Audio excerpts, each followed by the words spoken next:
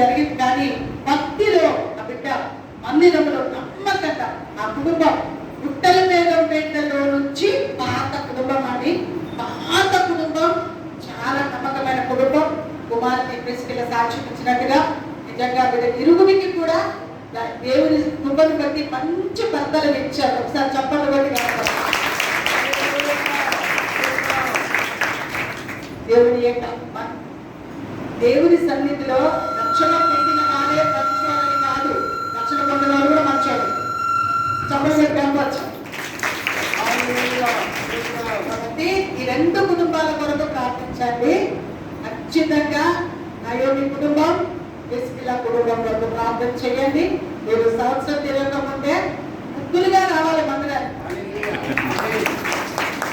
అవునా? ఆమె చెప్పి గట్టిగా చెప్పండి.